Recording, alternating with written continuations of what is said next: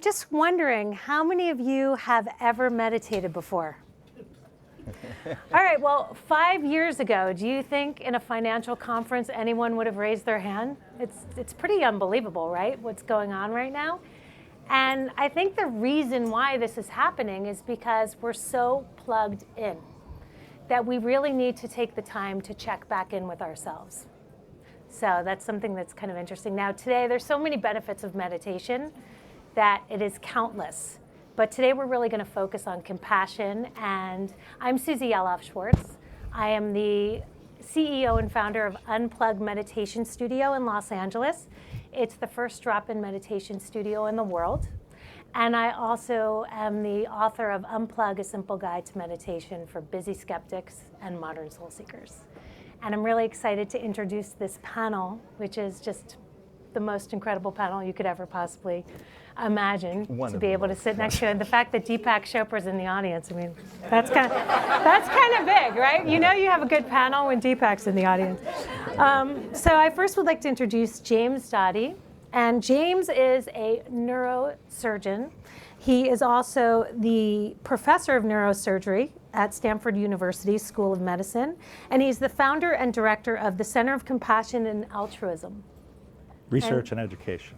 Research and education, and he's got a lot to say.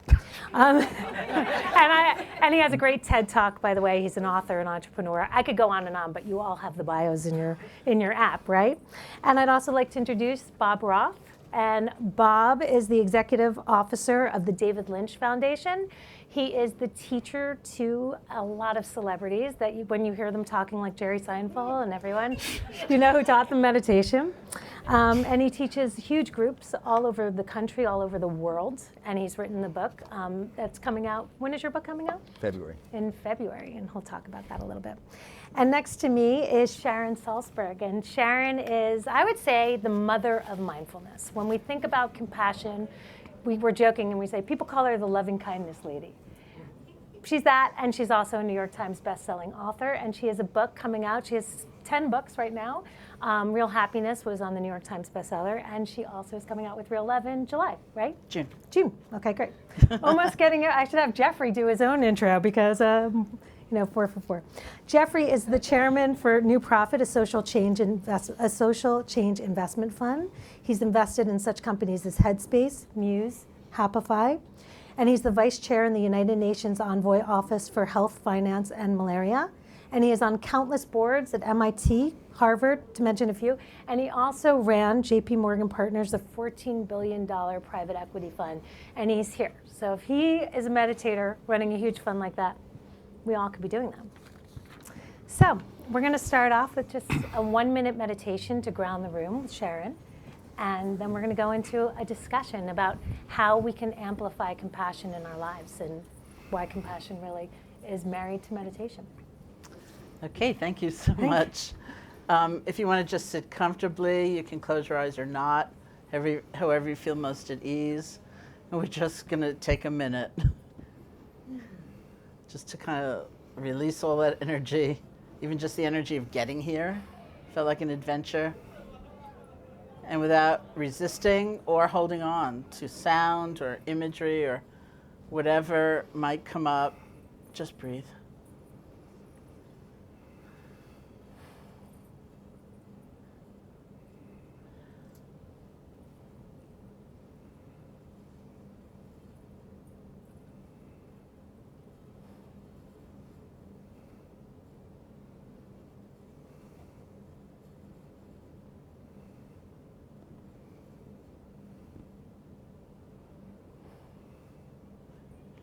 Thank you. Not long enough. That's it. That's a great way to start, though. Okay, Don't we're you think? done. Okay, let's go. Out of here. So I would like to start with Jim, and I'd like to just ask you, I'm going to be asking all the panelists a question, and they're going to answer the question. They're going to have a couple minutes to answer it, and then we're going to get into a bigger discussion. I just want to hear about how compassion affected you in your life and how it changed the trajectory of your life. Sure. This is in my book, but But I actually grew up in poverty, and my father was an alcoholic, and my mother had had a stroke and was paralyzed, had a seizure disorder, and was chronically depressed, attempted suicide. Neither went to college. We were on public assistance. And obviously this is not an environment where generally you would call individuals who come out of it a success by society standards. But the extraordinary thing that happened to me when I was 12 is that I walked into a magic shop, believe it or not. And at this point in my life, I had become a delinquent. I had a lot of despair, a lot of anger, a lot of hostility. And when I walked into this magic shop, there was a woman there who had this radiant smile, and we began chatting, and she was the owner's mother. She knew nothing about magic. But after several minutes, she said to me, she said, you know, I really like you. If you come in here every day, I think I could teach you something that could help you. And frankly, I didn't come in every day for 6 weeks because I had any insight. Frankly, it was because I had nothing to do. But I did come in, and over the course of this 6 weeks, she taught me 4 things. And actually, this was in 1968, before we knew about mindfulness or was ever talked about, before we knew about neuroplasticity. But fundamentally, over the period of that 6 weeks, she actually, if you will, rewired my brain, utilizing what we now know to be techniques that are used in many of the meditation practices. One is, if you will, and I call it relaxing the body or checking in and being able to relax and focus. The other is, if you will, taming the mind, understanding that we all, or many of us, have a negative dialogue, and that negative dialogue affects us emotionally. It affects our physiology in a very negative way. And then the other was understanding that you could change that dialogue through what we now call self-compassion. Be kind to yourself, be forgiving, be accepting. Because once you're able to do that, it allows you then to be compassionate with others. And I tell people at the end of that 6 weeks, my personal circumstance did not change one iota. But what did change was how I reacted to the circumstance. And if you recall Viktor Frankl, he talked about stimulus and response and that space in between. And that's where everything happens. And what she fundamentally taught me was how to react and how not to react. And that changed everything, and it changed ultimately the trajectory of my life and allowed me to do the work that I do, as well as be a neurosurgeon, an entrepreneur, and a neuroscientist. And Bob, you know, how has meditation impacted your life? 1968, old. I liked it just briefly. I grew up in a very political family in the San Francisco Bay Area in the 50s and 60s, and I tell people that my family was so political that I knew I was a Democrat way before I knew I was Jewish. It's true. Not only funny, but it's true. And I worked for Bobby Kennedy and for his presidential campaign, and I was, I guess, the Jewish kid in the family who wanted to change the world. And I went to Berkeley in 1968 after his assassination. It was very devastating to me, with the idea of becoming a lawyer so I could become a US senator like Bobby Kennedy and change the world. So that was my sort of upbringing. And Berkeley in 1968 was, you know, even more intense than you could ever read about. And the riots and the this and the that, my whole notion of, and I will get to this, of politics being a vehicle for my life faded away, and I thought education, and I thought I would write curriculum for little inner cities, for kids, focused on inner city, so they could empower themselves at an early age. And along the way, someone told me about, I was pretty stressed, and there were tanks parked outside my door. And someone said I should learn transcendental meditation. My first 2 responses were, it wasn't even in my vocabulary, and I have enough issues with my own religion. But they said I didn't have to believe in anything, that this was just a technique, and I learned it. And my first experience of transcending, of accessing a calm within me, was so significant. My first thought after that first day was, I'd like to teach this to kids. That was 1969. So I've been teaching it ever since, and it's changed my life because now I help run a foundation where we brought this to 500,000 inner city school kids to learn to meditate. So it changed my life completely. And I see meditation properly understood and practiced as a tool for social transformation. Thank you. Sharon, you are the go-to for compassion. And I wanted to find out, what do you think the biggest myths are? Oh, I think there are many myths, actually. They're quite prevalent, and it's an interesting time, I think, because on the one hand, we hunger for that kind of connection, and on the other hand, there are these concepts. I see people, and maybe you do as well, who really struggle with the idea of compassion kind of weakening you and makes you maybe a little bit stupid and sentimental, and you're going to lose your edge, you're going to lose a sense of striving for excellence, you're going to lose discernment, you know, and just kind of, all right. I mean, I really do think that in general for us, kindness has become sort of a secondary virtue. Like, if you can't be brilliant, you can't be courageous, and you can't be wonderful. It's like, okay, be kind. You know, it's nice. It's good. It's not great, but it's good, you know. But it is of greatness. And I think we need to rediscover that. And we can rediscover that. I also think there's a lot interwoven with this idea of self-compassion being the same as laziness. And that is also a struggle. We need to understand, how do we make progress? How do we make a change in our life? I really see something like compassion, and certainly self-compassion, as kind of resilience training. And so I think we need to understand it much more deeply. And then maybe last I'll just say, I think people often think of compassion as the same as being depressed and feeling overcome and kind of shattered. And I see Zainab sitting in the audience. I learned from her in a talk she gave, and we were together at the National Cathedral like a long, long time ago, how restrictive that is. You know, that when we look at a person, we look at a situation, we can see not only the sorrow and the conflict or the difficulty, we can see their strengths. We can have a sense of possibility. We can have something much bigger than just being defined by the situation we're in or this person is in. And so someone told me that if you Google compassion, one of those kind of like ready associations that pops up is fatigue. You know, it's compassion fatigue comes up like right away. But it's not really like that, I think, if we understand what compassion is. Jeffrey, you ran a $14 billion fund, and you were meditating throughout that whole period. What do you think companies can do to kind of change the way they lead, the leaders lead, and also how can companies kind of bring this in? Thank you. I just want, before I get to that, to have Sharon and Bob here, which I've been lobbying for a long time to be on the same panel, right? I call him Western Krishnamurti. Yeah, right. He hates it, but I call him that anyway. Have Deepak in the audience as well, and sitting going, you know, it's not one way, because it's not the TM way, it's not the Buddhist way, it's not the Hindu way, it's the way for us individuals, right? And so that's been my practice through life, and I think going in saying, I am not here to tell you that there is the only way to do this correctly, and there are people in our world who have done that in the past. And there's people, Jim holds us all accountable. So like, hey, where's the science on all this one? You know, what's going on in the brain here?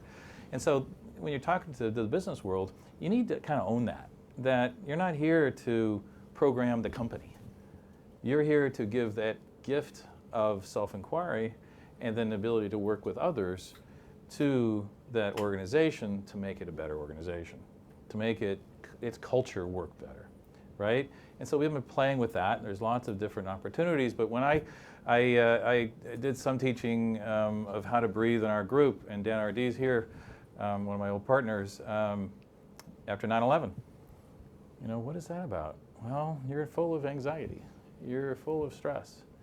You know, let's talk about that and let's own that. And so that feeling of you're addressing a problem, so you have people in the organization that need to listen better.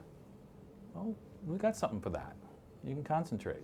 Concentration practice. Oh, I want people who work as a team better. Well, there's a loving kindness and a compassion practice that allows people to start seeing the other in a more clear way, right?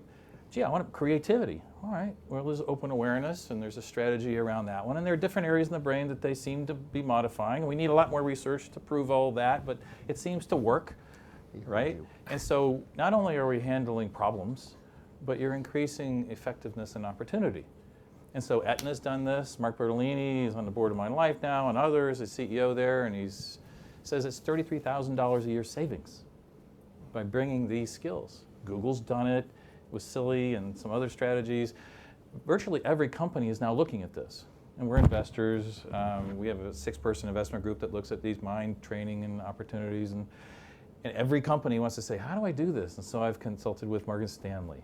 UBS has got Krupalo in training all their employees, right? Jonas Marantano is doing this with General Mills and others. And so this is the wave that's continuing to happen, but not only in business, and later on we can talk about healthcare and education and everything else, but everybody's asking the questions, and so I think we all need to be careful about how we work together, and we ought to make sure that we're aligned a little bit more and not necessarily competing more. Jim, do you want to chime in on that? Because you have done a lot with brain research and meditation. Well, and myself and others, and remember this research is now almost going on for 40 years. The challenge has been, though, that there's a paucity of randomized control studies. What is meditation to one person or one group may be different, and you're seeing different approaches even here. But as Jeff actually pointed out, though, we do know that it can have extraordinarily positive results. And it's just that the science has not caught up to completely demonstrate that with enough data. But that being said, we have enough hints here. And we have programs in the corporate environment. We've developed a compassion cultivation training program and a compassion skills training program that we've brought to corporations. And the data is pretty solid. The reality is that we were never meant to live in modern society as human beings. And as a result, this system within us, part of our autonomic nervous system, our sympathetic nervous system, which is our flight or fight mechanism, has been hijacked. And as a result, it is chronically engaged in a lot of people, especially in people with jobs like yourselves, and that actually results in horrible physiologic effects. And what we have found, though, is through these types of practices, we can actually increase our vagal tone and push away from the sympathetic nervous system to this rest and digest system, the parasympathetic nervous system. And we know that with these practices, we can see increased metabolism, we can see increase or change in brain waves, we can even see increasing thickness of certain gray matter areas in the brain. And what ultimately happens is when you do these practices, you have a sense of calmness, you have a sense of connection, your blood pressure goes down, your heart rate goes down, and overall everything can improve. Now, that's not to say that happens with every person. It's not to say that one practice is for every person. But the wonderful thing we have here is we have a spectrum. And really, when you look at this, many of these practices have been present for thousands of years. And the reason is because they work. And now, oftentimes, scientists are often not the most humble people, and they poo-poo some of this stuff because, oh, that's from this area and it's not scientific. But the fact of the matter is, many, many instances now we find the science validates everything that was thought of from empirical or experiential interaction in terms of supporting the things that I was just talking about. And that's what's really exciting, is that now not only are we seeing the effect of this, but there's this ever-growing interest in actually validating it with science, because if corporations, if educational systems, if healthcare environments are doing this, they want hard science. And that's the way it should be. And I just, going back to your opening comments of when I look back over 40 years that I've been meditating, this kind of a discussion, I think we've come a long ways. I think first, science didn't pay any attention to meditation. And then, well, there was some research on meditation, they just sort of lumped it all together. And then I think there was this siloing. Well, I do this meditation and I don't need to do that, and I do this, and it became kind of ridiculous. And I think the future is research, and the future is collaboration based on research, not based on philosophy, not based on, we were talking about that, not just sort of sweeping generalizations, but hard science. This is what this meditation or technique does. These are the outcomes. These are these outcomes, and this is how they can partner together. And I think, when we work in schools, these kids are up against a lot. They need a toolbox to handle not only the stress of life, but also the pressures they have to, be a perpetual learner through their whole life. Their brain has to be awake, not just in those early days, but their whole life. That we need to be in but a lot of tools in the toolbox and know what works. And I think that's the value of this kind of a discussion, being led by this wonderful person. Thank you. And Sharon, you know, we were talking about being able to actually train someone to be compassionate. How many of you feel that you could be a little bit more compassionate at home or at work? Okay, well, everybody should probably raise their hand on that. You got an ego problem to do. Where's Call the- us afterwards. But I want to Where's find out the from you, hubris? do you Yeah. believe that someone who is not compassionate can train themselves to be compassionate? Oh yes, that's my work. No, I could have included that easily in one of the myths, because I think we tend to think of compassion as a state where it's almost like a gift. You either have it or you don't, and if you don't, you're out of luck. Or maybe we think of it as a kind of spontaneous emotional response. But certainly in Eastern philosophy, it's very strongly thought of as something that can be trained. And I know that sounds weird. It sounds a little cold and mechanistic, like went to a weekend workshop and I came out compassionate, you know. And it does sound strange, but the belief is that compassion is like an emergent property of paying attention differently. So that if you think about meeting somebody, for example, and you're not really listening, and you're not really looking at them, and you're not really taking them in, you're very distracted, you're thinking about your email, you're thinking about something else, there's not going to be the possibility of a genuine connection, right? So if we simply replicate actually what we do in meditation practice, which is gather our attention and really arrive and not be so fragmented, we're kind of setting the stage. Then the question is, like, what do we pay attention to? If, for example, you're the kind of person who at the end of the day looks back over yourself almost as though to evaluate yourself, like, how did I do today? And let's just say you're the kind of person who pretty well only thinks about the mistakes you made and what you did wrong and what was imperfect, let's just say. You know, the process of retraining our attention is not to deny all that and make believe we're perfect, but it's to expand, because that's not the only thing that happened today, right? So we look at a bigger picture of what our experience was, things we have to be grateful for perhaps, or what went right today, and then we have a much more complete sense of ourselves, and so too with others. And very critically, the question of compassion training brings up, who do we pay attention to? Like, who doesn't count? Who doesn't matter? You know, who becomes an other, not even because of bias or prejudice, but just indifference. And the more we include rather than exclude, the more we see, not in a phony way or a feigned way, we see the genuine arising of compassion. And you throw these amazing dinners called Jeffersonian dinners, which I don't know if you've heard of them, but it would be great to kind of hear about how you use this in fundraising and connection and compassion. And can you talk a little bit about your Jeffersonian dinners and how you use compassion? Yeah, well, I think compassion is hard to work on it if you don't have others around you. You can be self-compassionate, that's an important thing. But to me, it really meets the road when you're with others. How am I seeing them? How am I listening to them? How are we caring about each other, right? I got really frustrated. I was chairman of Monticello, which is Thomas Jefferson's home, and he said, I hate these big 1,000-person dinners where you're just talking to the person next to you about their dog or their chicken or something, and so nothing gets done. And so, you know, we had tables, and Mr. Jefferson was a little hard of hearing, and so he said, I like a whole table conversation. And so isn't that the opportunity, is to share and connect to others and find out who they are and ask some interesting questions about their life or what we can do together, and how do you start building these teams? I grew up in music, and music, you know, fills my life, and it's this ensemble effect. And how do you start creating that? You can do it at the dinner table, asking simple questions, you know, like, when was the first time you meditated? Every one of us has a different point and a different experience. But telling each other that experience connects us, but also identifies the differences.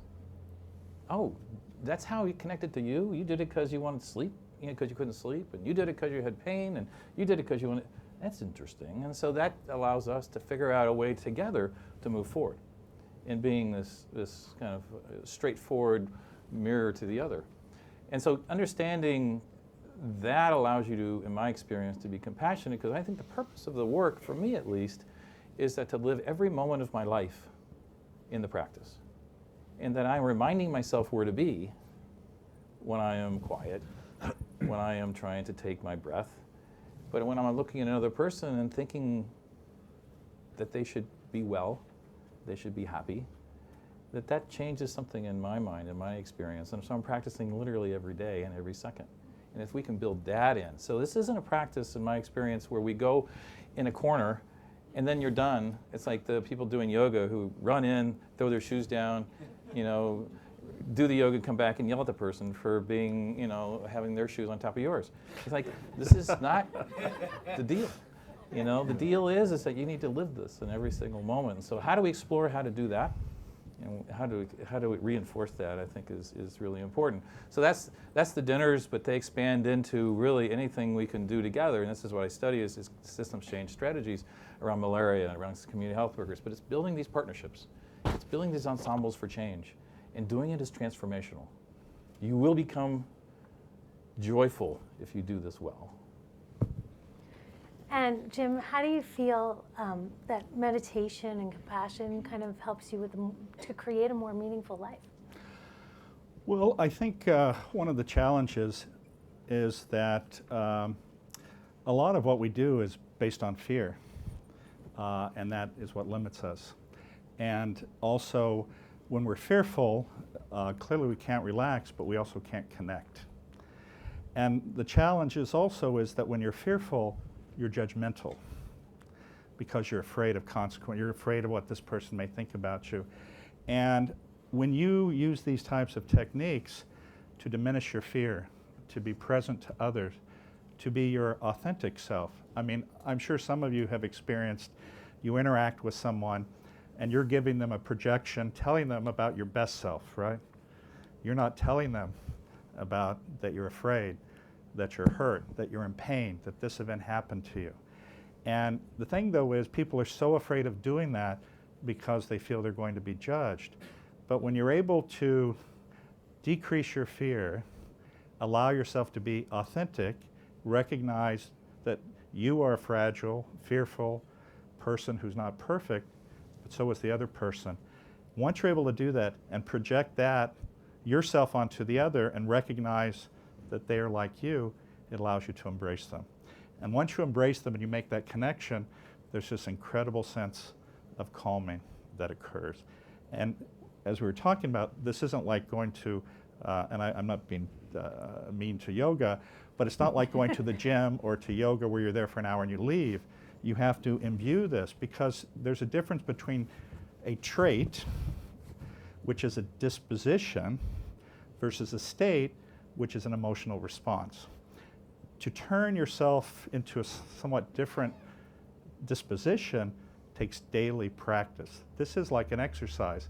But as many of you know who do this, once you start doing it, it becomes enjoyable, it becomes part of you, and it is you. And every interaction changes. And I'm sure each of us can tell a story about how they taught someone these types of techniques. And actually, oftentimes, it's the spouse who comes to you and say, I don't know what you did to my partner, but thank you, thank you, thank you. Because it changes every interaction you have in life in a positive way. And it connects you with your family, it connects you with your friends, it connects you with your coworkers. Because then, let me give you a quick example that just happened to me. I had a contractor who I've been working with for some time come to me in a response to a request that I had, and he was like, completely offensive. I mean, I was actually shocked. And my first response was, if I went back to my old self, was to be aggressive back to him, right? But you know what my response was to him? I said, you know, Spencer, it's so unusual to see you like this. There's obviously something that's bothering you here. And I'm not going to respond to this for a few days. I just want you to tell you, I care about you. Whatever's bothering you, I hope you get over it. And let's talk in a few days. Now, you see the difference in response? It's a huge response. And he came back to me a few days, said, you know, I have to apologize. I had this issue with one of my children. I wasn't focused. And that's the power of this, is you don't judge. You think about this response that you have. And once you start doing that, It's not that the world is changing so much, the events, as I said earlier, it's that the very nature of your reaction changes the world around you. I think the discussion of fear, Bhagavad Gita says fear is born of duality, which is a misperception. It's a misperception of the reality. And when we're afraid, it's because we don't know ourself. And there are many meditation techniques, one that gives access to your own unbounded inner transcendent self. That experience wakes up the brain in a distinct way. That experience strengthens the frontal lobes, the executive functioning. That experience calms the amygdala, the hyperreactivity part of the brain. And so that growth of compassion, of unity, happens quite spontaneously based on experience. So when you have a new experience of your own quiet self, it has a constellation of changes that take place in the brain, in the biochemistry, cortisol levels drop. So naturally and spontaneously, we are less reactive. Naturally and spontaneously, we don't have that division. We don't see the other. We love our neighbor as ourself, spontaneously. And I would say, with that experience, all the beautiful teachings that Sharon has talked about and Jeffrey has talked about and all the great scriptures and textbooks, they all come alive when we are ourself. And what's a gotta mind? Oh. Okay, then I'll stop talking. So, I have a gotta mind. I use the example of when people ask me about meditation, I say you're on a little boat and you're in the middle of the Pacific Ocean and all of a sudden you get these giant 30-foot waves and you could think, oh my God, the whole ocean is in upheaval, these giant waves. The word whole ocean is a bit of an exaggeration because if you could do a cross-section out there, you'd realize you got these little itty-bitty 30-foot waves, but in comparison, the ocean in reality is a mile deep. And while the surface of the ocean can be turbulent, the depth of the ocean is silent. So I use that as an analogy for the mind. Surface of the mind is the gotta, like the waves. Gotta do this, and I gotta do that, and I gotta call him, and I gotta call her, and I gotta make a list, and I gotta find the list, and I gotta make a new list, and I gotta slow down, but I gotta get going, but I gotta get up, but I gotta get to sleep, and so it's a natural human instinct to say, I'd like to have some inner calm, some inner clarity, some inner ease, and the operative word there is inner, and the purpose of meditation throughout time is to access that inner. So. Well, that's a good segue into accessing our inner. Who's up for that? Okay, great. So Sharon does an incredible practice, and the way that we're going to roll the rest of this talk is that we're going to do a little practice and actually train ourselves to be a little more compassionate, and then we're going to open it up for Q&A. So this is going to be a 7-minute meditation, and take it away. Okay. And he'll be timing you, so. Because I can't see him, but I'll be on you. okay. No, really. Great. Great authority.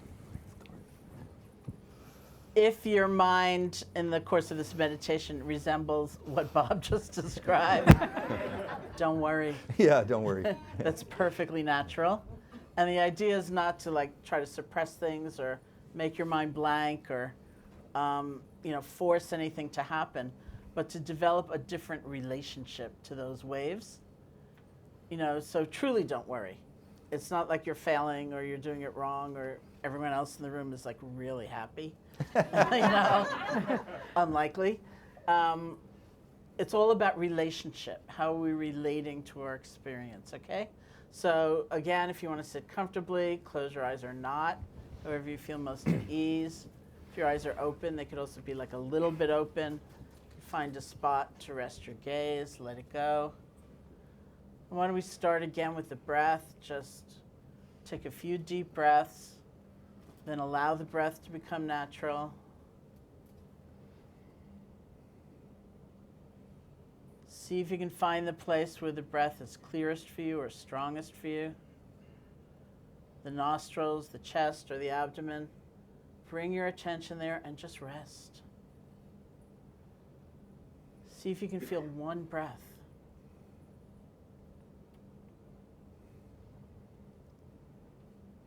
Without concern for what's already gone by, without leaning forward for even the very next breath. Just this one.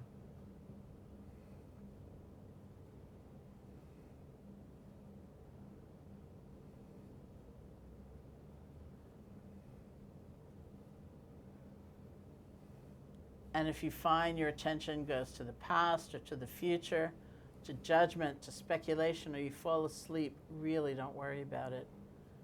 We say the most important moment is the next moment, after you've been disconnected, after you've been gone. Because that's the moment we have the chance to be really different.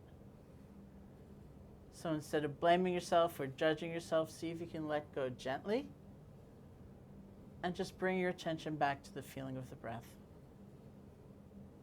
We let go and we begin again.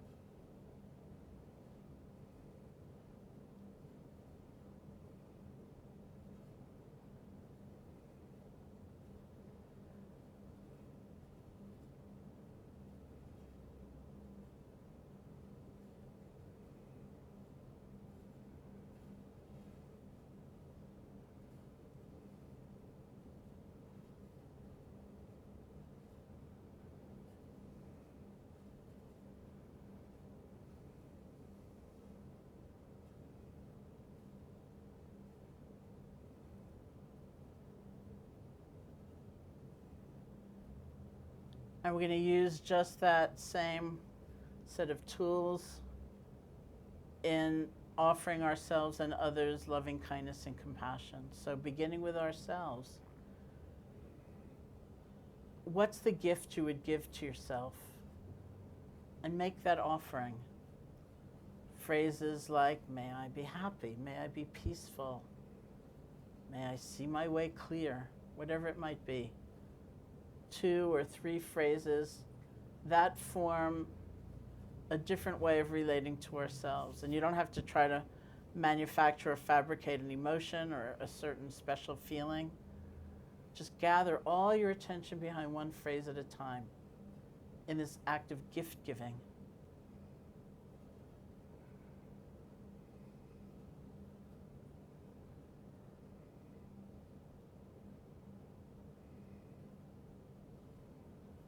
Again, lots of other stuff may come up. It's okay. We let go and we begin again.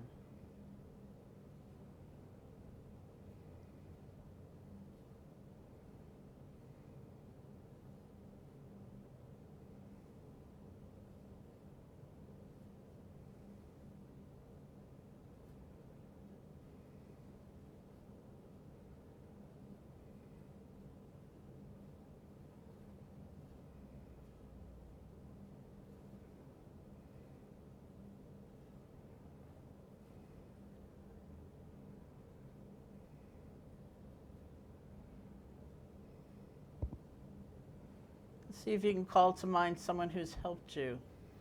Maybe you've never met them. They've inspired you from afar. Or maybe they've helped you directly. They've helped pick you up when you've fallen down. If someone comes to mind, bring them here. You can get an image of them or say their name to yourself. Get a feeling for their presence. And maybe using the same phrases or maybe new phrases come to mind. Make that kind of offering to them. May you be happy. May you be peaceful. And that same sense of gift giving.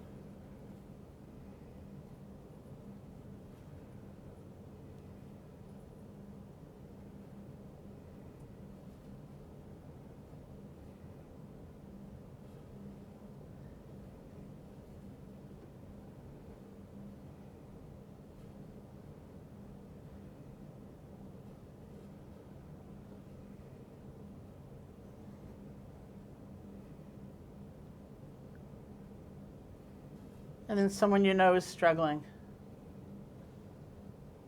is having a hard time, feels alone. Make that offering to them.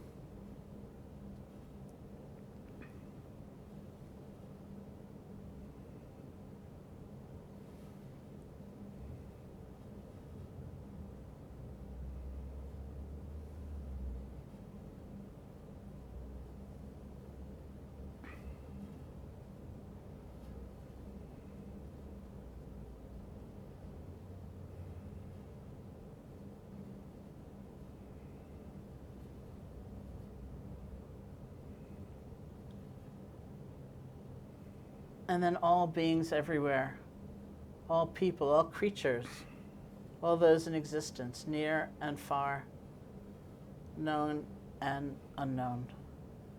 May all beings be happy. May all beings be peaceful.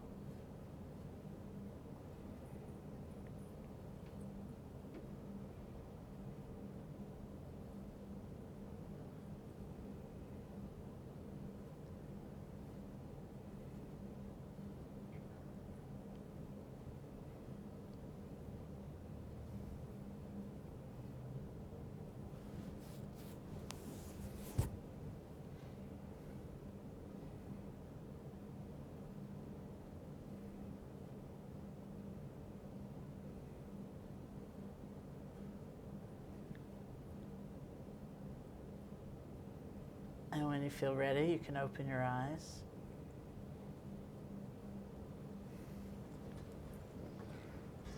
I feel nicer already. 7 minute special. That was fantastic. So we would Can I like say to something open. first? Yeah, of course. So there's a lot of things going on. I just throw it out there for people, and we're all working on lots of different things, which is great. But it's this check out the Compassionate Schools Project in Louisville, Kentucky. So this takes all of our best, and is unified UVA, University of Wisconsin, and Penn State doing the largest random control trial, bringing mindfulness, yoga, social emotional learning, and health to K through 5. It's online, you can see the site. And so how are we all joining together to say this is a good thing, but we're empowering the mayor of Louisville, who wants to be the most compassionate city in America, and the superintendent, and the Brown-Forman family, and others. So it's $10 million, and so the deal is if it improves the school system and the kids' lives, et cetera, you will embed it in the entire school system. So this isn't just an academic test. This is actually a way to get the system to open up. There's another one where the 3 schools, Penn State and Wisconsin and UVA, are changing the way higher ed looks at mindfulness and contemplation. So they're developing joint courses together. It's the first time any 3 universities have come together around this common goal of working together. So people are starting to form these groups that are starting to say, let's prove it, let's do it together. But let's each person and each company design their own mix of how to bring these tools and techniques to their company, to their town, to their organization. And then in healthcare, we haven't even started talking about that. We can, but a friend of mine, Judd Brewer, is doing a lot of, he runs the Center for Compassionate Care, and it's a mindfulness-based MBSR work at the University of Massachusetts, and they just set up in their own medical center a mindfulness group. And this is 25,000 people have been through this training. And so $10 million has been given to the nursing school at UVA to develop compassionate care strategies. And they're training things like nurses coming into an operating room, and if somebody dies, they stop and are quiet for 2 minutes and nobody moves, because you need to process. There's damage going on because you keep running. And so how do you start training and changing the healthcare system? There's lots of work doing there, the educational system, the business systems. And so how do we start infusing this so that the true goal of all of us is to reduce suffering, right? And the suffering slows. So there's join in. I mean, my message at the end is going to be, but it's join in. Pick out something that's interesting to work on, and we'll hook you up. And just to add on to that, we now have collaborations with about 14 universities all throughout the world. In fact, I was just on a call with University of Edinburgh, and we're working with them to change their entire curriculum for the freshmen. So there's an immense amount of interest in this, and even in regard to healthcare. I've been working with the 5th largest healthcare provider in the United States for the last few years, developing an entire program, because if you look at whether it's healthcare or even the corporations that Jeff talked about, Facebook, Google, a lot of these corporations are self-insured, and you know what their highest expenditure is? Stress, anxiety, depression. And then that kicks back over to HR, right? Because then they have to replace employees. And it's the same with doctors, it's the same with nurses, and tragically, in the educational system, we lose so many incredible students And teachers. And teachers to these issues. So a lot is happening out there, and I think it's actually a great, exciting time to be in this field. Bob? I just, since we're talking, because it shows it's concrete, very concrete. 2 years ago, the University of Chicago Crime Lab put out a request for organizations, community organizations in Chicago, anything they could do to reduce the violence in the toughest schools in Chicago, where the most murders were going on. And 230 organizations submitted proposals. They accepted 3. David Lynch Foundation was one of the 3. They gave us a small grant of $300,000. The results were so marked in reducing the violence in those schools. This year they gave us $1 million, and now they're working on raising $5 million to do not only in Chicago, but the toughest schools in the Bronx and Queens and in Brooklyn. So this is, we're just sort of all of us saying this to show that it's not just nice talk about peace and all that, it's having a profound influence. Yeah, if you could stand I'll up stop when you talking. ask a question, that'd be great. Sure. Good afternoon. This is very impressive. One of my wishes in the last 5 years has been to become a routine practitioner of meditation. I've not attained that goal. And now I have a young family. My youngest daughter is 6. And I've been trying to bring my family into this goal of mine. So from this panel, from your experience, I want to attain a couple of comment, at least I'm sure you get the responses. One is, how do you start engaging grown up, my husband? Grown up. Yeah, exactly. Children, my daughter, who's 6. It's very hard because of the time span with a kid. She said, I'm bored, Mom, I'm leaving. And then secondly, the second question I have is, from Bob's experience in terms of educating the younger generation in schools, as early as, I don't know what age, but what kind of statistics have you obtained to demonstrate that the earlier you start, but the better off you would be? I don't know the answer, but I'm... Well, as Jim was saying, that much more research needs to take place, and I know that's going on in Louisville. The data, our program started at the age of 10, but I know you're starting younger. K through 5. Yeah, so we pick up at around the age of 10, and they do 10 minutes of meditation to start, it's called quiet time, to start the day and at the end of the school day. And the data that's coming out by the University of Chicago Crime Lab, so it's randomized control and very rigorous, very significant. Bottom line is everybody wants to see the grades go up. You can say the kid is happier, well, whatever. Sleeps better, fine. But if the grades go up and graduation rates go up, and Jim was saying that in some of these tougher neighborhoods, the schools will take anything. But the nice thing is what they're looking at with this is this saying, well, what's going on in the Bronx? I want to have that going on in my school in the Upper East Side. So there's a lot of data. You can look at Jeff's site, what he talked about, and also David Lynch Foundation, where the data is there. But it's solid stuff, or getting there. And we also have drop-in kids classes if you ever want to bring them to Unplug meditation. Yes. So we have a great kids program. Part of it also, I think, my wife does not meditate, but she does yoga. And awesome. Part of this for me is let go. Yeah. Don't, and then my young kids, if I can get them to take a small piece of chocolate and just savor the flavor of the chocolate, I'm cool with that. That's a start, right? Can I just make one comment too before? I don't want you to think though that this is a justification for not financing schools, a justification for not paying teachers appropriately, a justification for abuse of human beings, for higher productivity. Because if you're doing this right, the very nature of you doing this, you will not allow that to happen. People often say, oh, meditation, you're sort of sedating the kids. I say it's the opposite. I think meditation properly practiced empowers the child, gives the child the energy and the resilience and the confidence to make the changes so they're not getting beat up. So I think it's the exact opposite. Well, in fact, the teachers, there's a study that was just finished and published. 3,000 teachers in New York City were taught mindfulness over a 3-year period. This is Tish Jennings and Mark Greenberg. Dramatic change in retention of teachers. Dramatic change in satisfaction in class. And also, students seem to do better in the class, right? So this is a long-term study, multiple years, 3,000. So it's like, there's something here for all constituents, right? Becker, Children's Tumor Foundation. Practical question. Where to find the right trainer? Is there a variability in trainers, or just is Sharon. everybody good? They're all good. It's kind of like cereal. It's all cereal. Yeah. No, I think it's a very, very interesting question, and it's an important question. Some of it, of course, is, you have to feel yourself to be an empowered consumer. You have to feel where you are comfortable, who you seem to trust, because we say it, we say it's like the Wild West now.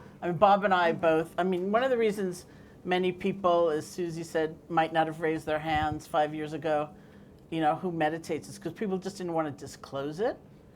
But Bob and I are from the time where, we were both like out there teaching at a time when if you introduced yourself at a party or something as a meditation teacher, people would often kind of go, oh. My mom, like, that's weird. My parents used to say, because they thought I was going to be a lawyer or something, and they'd say, oh, what's your son Bobby doing when I was 22? Teaching meditation. Yep. But now it's it is like the Wild But there's West. so many great retreat centers. Yeah. Not only is there Bob, and Deepak's got Seduction of Spirit, and Sharon's got hers, and Kripalu's there, and Multiversity just opened $80 million investment in Saratoga, California to do retreats and training about leadership and all. And so it's growing everywhere. So try something. Yeah. Yeah. In Unplug, I don't want to plug Unplug, but FYI, we kind of explore all the different styles of meditation in 30 to 45 minutes. So if you want to pop in and take a class, I have a free pass for anyone who wants to do that. That's so nice. Hi. Personal question, then a general question. Do each of you have a smartphone? Yes. How do you guys think about these omnipresent devices in your lives?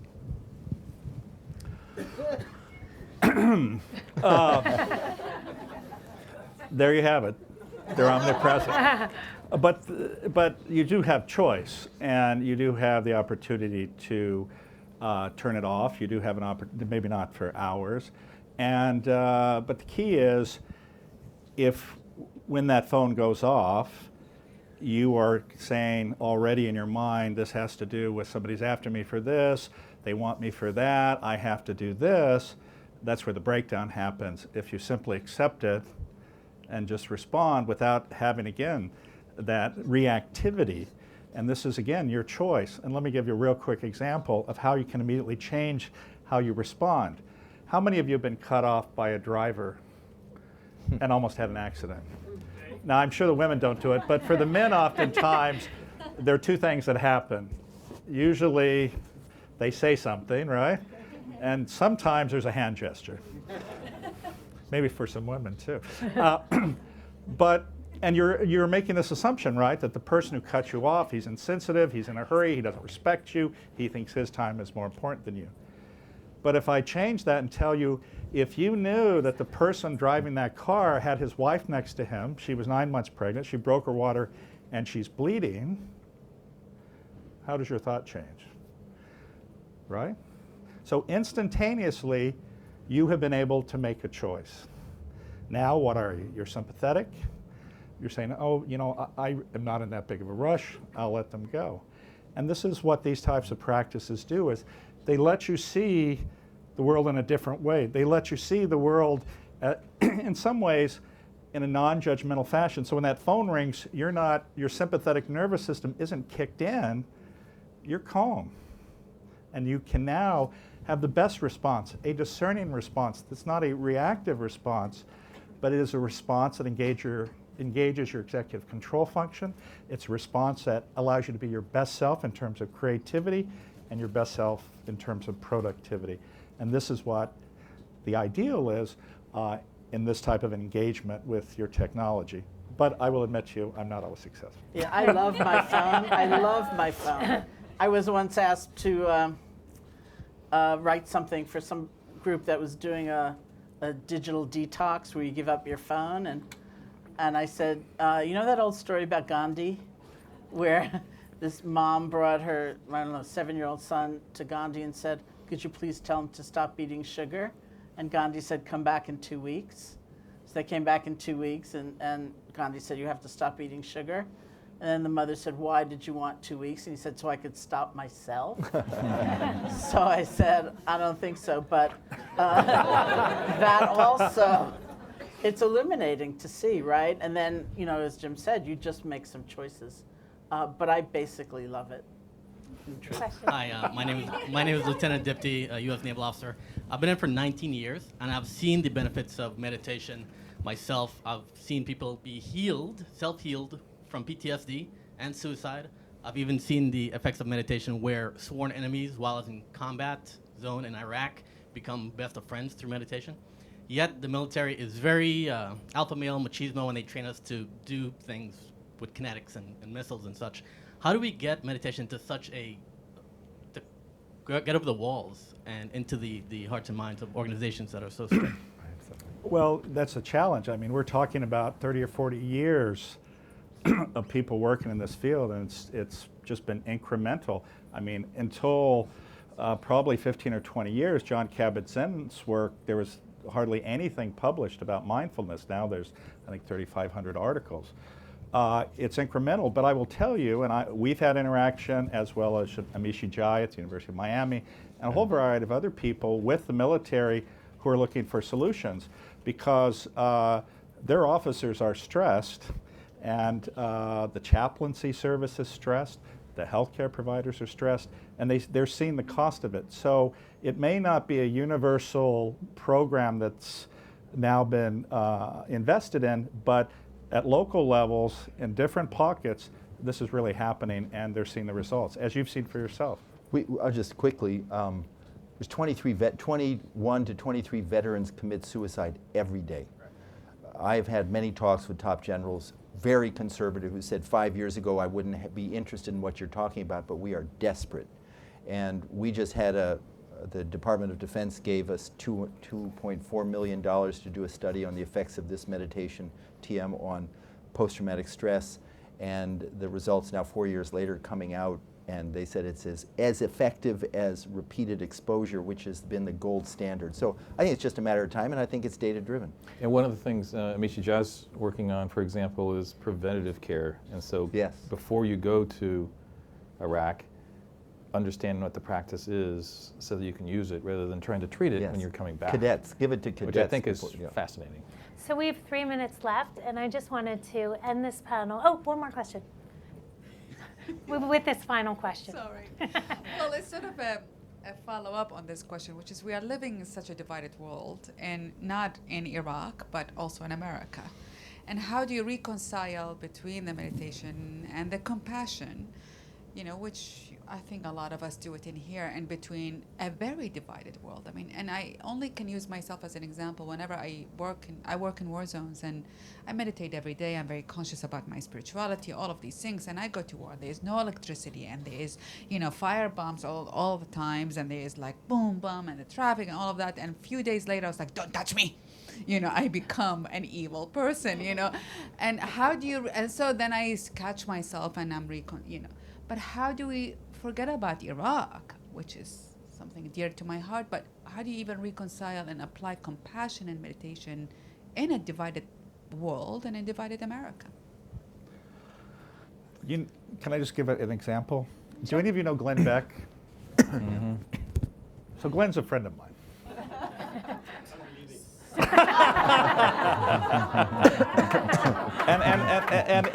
It's a divided world. But my point is that, you know, if any of you have watched him, especially if it was on Fox, I mean, it's hard to take, at least for me sometimes.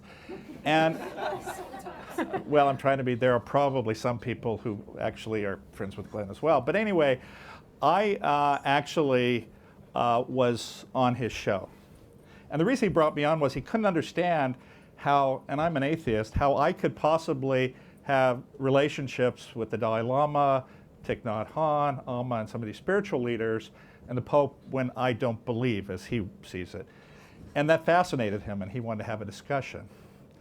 And to make a long story short, we had a conversation. It was very respectful. And I will tell you, if you were actually interacting with him in person, he's a very nice, engaging person. I leave that there. But at the end of it, I said to him, I said, you know, it's not about the dogma. I said, the only thing I know is that we have this moment together. That's all I know. And I try to make this moment the best moment. He started crying. Okay. So, and if you notice over the last 2 or 3 years, he's actually changed. He's actually softened a great deal. Now, the interesting thing is I invited him to Stanford. I have never gotten left-wing hate mail. Who people say, I can't believe you're inviting this person to Stanford. This is horrible. He's a divisive human being. And I said, if we can't sit with those who have differences of opinions and have a civil conversation that is respectful, then we're lost. And once I got to know him a little bit better, understand him, we kept conversations, we communicate. He has changed his opinions. I have seen his perspective. And there you have it. And I'm not saying that's perfect, but that's an example. It can't be, oh, because you think this, I hate you. Because conflict, forcefulness of opinion only separates you. The only thing that brings you together is respect, dignity, recognizing somebody's dignity, and love. That's it. It's a good note to end on. I want to thank all of you so much. Our session's over. The good news is that no one's running into this room, so if you'd like to meet any of the panelists, come up and say hello. We'd love to meet you. And thank you all so much. Thank you, Susie. Thank you, Milton.